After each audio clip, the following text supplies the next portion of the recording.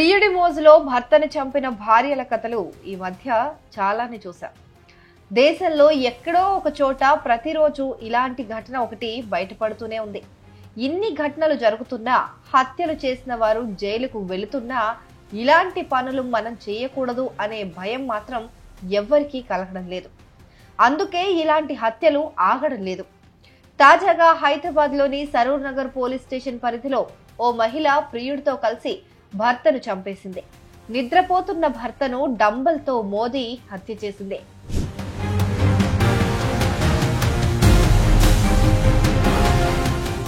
Saroor Nagar inspector Saidi Reddy తెలిపిన వివరాల ప్రకారం దిల్సుఖ్ నగర్, కోదండరాం నగర్ లో శేఖర్, చిట్టి దంపతులు నివాసం ఉంటున్నారు.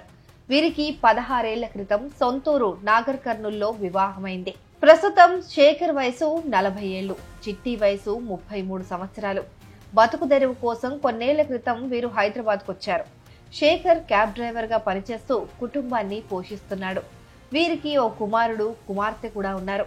అయితే కోదండరాం నగర్ ప్రాంతానికే చెందిన 32 ఏళ్ల హరీష్ తో చిట్టికి పరిచయం ఏర్పడింది. అది వివాహేతర సంబంధానికి దారితీసింది. భర్తకు విషయం తెలిసి పలుమార్లు మందలించాడు. అయినా పద్ధతి మార్చుకోలేదు. ఎలాగైనా భర్తను అడ్డు తొలగించుకోవాలనుకుంది.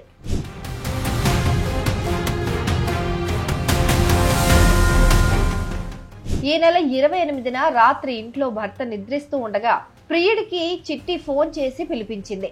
ఆ సమయంలో పిల్లలు ఇంట్లో లేరు. నిద్రలో ఉన్న శేఖర్ ను హరీష్ గొంతు నులవగా చిట్టి డంబెల్తో మొహం, తలపైన కొట్టడంతో అక్కడికక్కడే మృతి చెందాడు. ఆ తర్వాత హరీష్ అక్కడి నుంచి వెళ్లిపోయాడు. ఇక శుక్రవారం మధ్యాహ్నం డయల్ 100 కు ఫోన్ చేసిన చిట్టి తన భర్త నిద్రలోనే చనిపోయాడని చెప్పింది.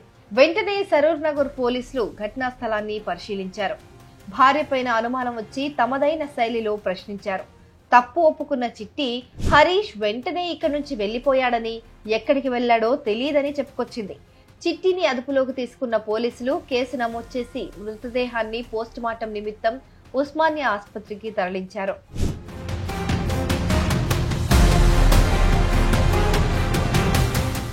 మరోవైపు ఈ కేసులో దర్యాప్తును పోలీసులు వేగవంతం చేశారు. పరారీలో ఉన్న నిందితుడు హరీష్ కోసం పోలీసు బృందాలు గాలిస్తున్నాయి.